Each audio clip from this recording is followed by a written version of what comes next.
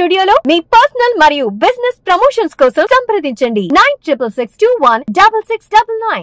అంటే ఇప్పటికీ అదే ఒపీనియన్ ఉందా కళ్యాణ్ గారి మీద? ఇప్పుడు డిప్యూటీ సీఎం గా అనేక శాఖలకి మంత్రిగా చేస్తున్నారు, మీకు ఈ గవర్నెన్స్ మీద చాలా అవగాహన ఉంది.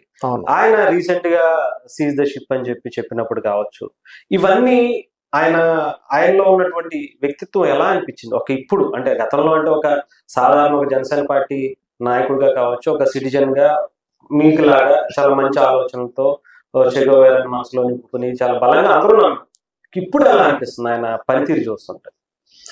చెగోవేరా అని గుర్తు చేశారు. మంచి ఆయన విప్లవకారుడు, ఒక విప్లవకారుడుగా అక్కడ జరిగినటువంటి విషయాల మీద ఫైట్ చేసిన వ్యక్తి ఆయన. చాలా దగ్గర పోలికలు ఉంటాయి కళ్యాణ్ గారికి. ఎందుకు అంటే ఆయన పుస్తకాల్లో చదివి వచ్చిందో లేకపోతే సమాజంలో చూసి వచ్చిందో ఆయనకే అవగాహన ఉండాలి. బట్ ఆయన తీసుకున్నటువంటి నిర్ణయాలు చాలా చాలా ధైర్యం ఉండాలండి.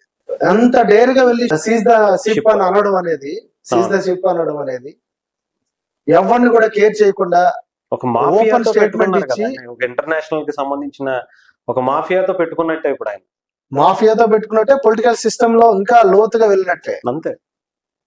ఎందుకంటే రాజకీయ నాయకుడు భయపడతాడు మామూలుగా, ఈ రోజు నేను చేస్తాను, రేపు ఉదయాన్నే వాళ్ళ టర్న్ వచ్చినప్పుడు వాళ్ళు చేస్తారు.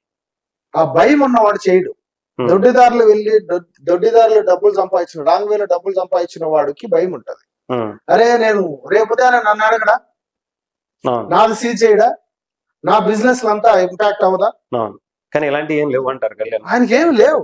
ఆయనకు ఒకటే తెలుసు, జనాల్లో ఉండడం, సినిమాలు తీయడం, 10 మందిని నవ్వించడం, 10 మందిని ఇన్ఫ్లుయెన్స్ చేయడం, మళ్ళీ తీసుకొచ్చి ప్రజలకు పెట్టడం అంతే.